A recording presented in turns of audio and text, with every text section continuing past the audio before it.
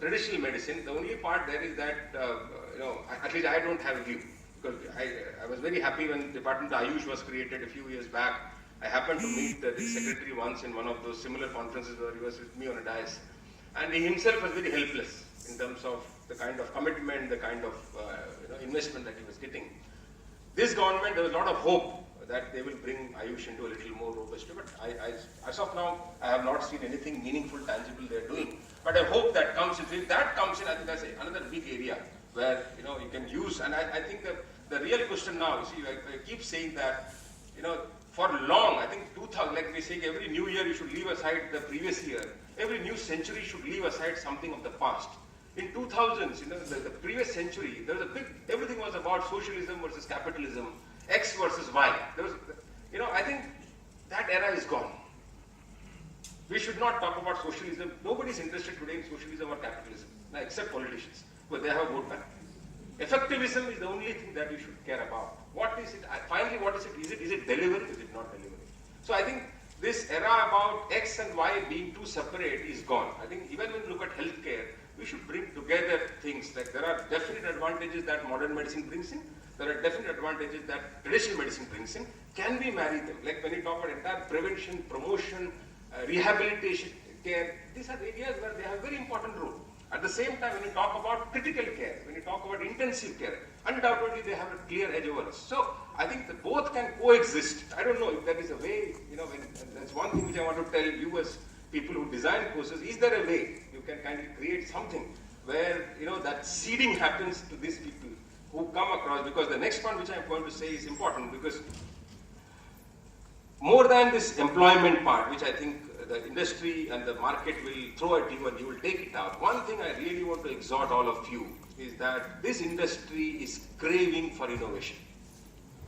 Healthcare in this country is craving for innovation because on one hand, we talk about, we are one of the cheapest healthcare economies in the world, no doubt about that.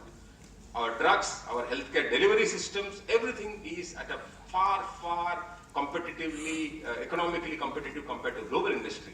However, when you compare that with the size of the pocket, just to give you an example, that the cost of single inpatient means one hospitalization, cost of one hospitalization, average cost, takes away 70% of the annual expenditure of 70% of India's population. Roughly 30 million people in this country go into below poverty line every year because of healthcare expenditure. So while we can talk about this, having the very cost-effective global comparison, compared to the size of the pocket, I think we still have a long way to go. So that's where I think, and importantly, when you talk about this, I'm not talking here about sick care. Each of you, when you come, I think I'm sure, traditionally, whenever you discuss life sciences sector, you thought about pharmaceuticals, treatment, sickness, cure. You must broaden the horizon and think about healthcare as a whole. And I don't expect, normally, personally, my belief is that the big players don't innovate. They consolidate and they commercialize. Innovations always happen in small places. Big players know how to make it, a big business out of it, or how to bring them together and, create scale, commercialize. That is their skill. So, huge opportunity to innovate, to bring down the cost of care, to take care to the people that's the whole access issue that we talk about. And there the opportunity is not just India, that opportunity is in several parts of this world where the same issues are coming. Fortunately for us, I think we are much among the emerging markets, among the non-developed market.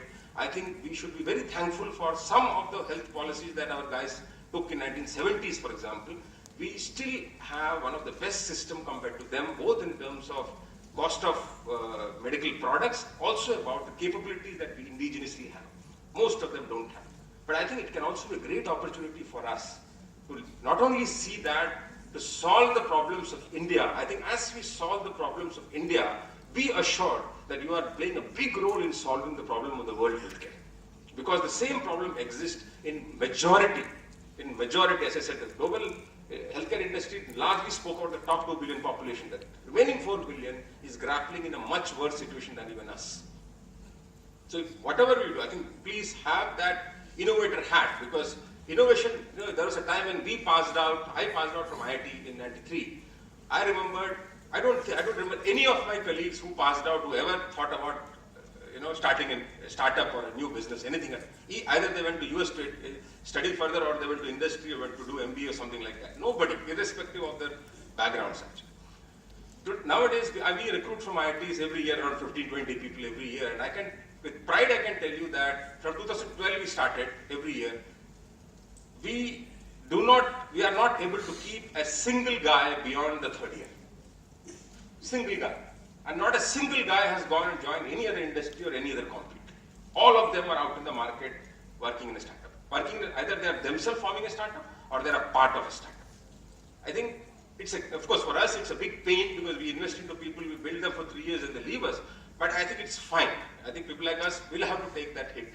But it's great to see that kind of confidence. And I must also tell you, these are not people who are coming from a very rich background and there's a lot of legacy. They're all very normal, middle-class people like you and me. But I think that kind of confidence, and very importantly, the perception of it. In my time, if I leave my job, do an enterprise, work for 3 years, fail and come back, I will be seen as a failure and people will kind of take a pound of flesh from that when they give me a job back. Today, you go for 3 years, do an enterprise, fail and come back, you will be respected more than the guy who worked for you because you at least had the courage to dream and pursue that with that conviction. So I think there's a huge change in the perception that the industry, and I can, as a recruiter, I can tell you that if I have a CV in front of me of a person who has left and gone to the market and tried to do something on his own, you let him fail, that's fine. We'll just test him, whether how much of the battle was he able to bring, that's the more important part. Whether you succeed or not, everybody understands. In all these games, you can succeed, a certain percentage of time, and you can fail a larger, but that doesn't matter. It's the attitude that really matters. And I genuinely exhort each one of you to think that if there is a passion, I'm not saying, don't ever confuse startup as a way, it should not become a fad. That's the unfortunate part in all this thing. You must have a passion. You must have something that really, but have the courage to think and dream in that direction, which most of us in our generation did not have. Because we were so kind of concerned about the security angle of our entire, economic agenda that many of those creative cells were not even invoked into action in our time. You have this opportunity that please feel free to think if you have a passion, or if you don't have a passion, but if you have a friend who has that passion and you feel working for that, please work for that person. Because I think we need that innovation, and the innovation, as I said, will come from you. I don't look at a big company to give innovation. I don't think they've ever given. When you make your innovation, they will come and buy and scale it up. Commercialization is their job, but ideation is not their job. Ideation comes always from small, supple, committed, passionate science, and kind of people who are very pure in their agenda in terms of an idea to do things. Because as you become big, the bureaucracy, the politics, and that many other priorities of it takes away those innocence that is required for innovation. That's at least my theory. Some big companies may disagree with that, but personally, from what I have seen, I strongly believe. I look at people like you to bring innovation, not big corporation.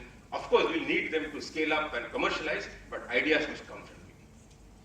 And before I close, I think the last thing which I want to say, because I think the future will be, far more competitive. There's no denying that fact, because as we see India is getting more and more integrated into the global economy, you will become a part of the global system. There will be a lot of demands put on you. The stress levels of deliveries, outcomes will be so high. It's very important. This is not for you as a pharmaceutical student. I tell it to every student, and I remember, and I want to quote Khalil Gibran's comment on this in The Prophet. There's a book, if you're not read, you must read. It's one of the best, most effective, simple philosophical truths that is mentioned in that book. He says about, you must do the work that you do with love. If you cannot, it is better to sit in front of a temple and take alms from a person who has earned it from a work that he loves. I think it's a very important thing that, please, at least many of us, honestly speaking, like I said, I went into IIT, but to be honest, I had no interest in science whatsoever. The reason is very simple, that I was from a steel township.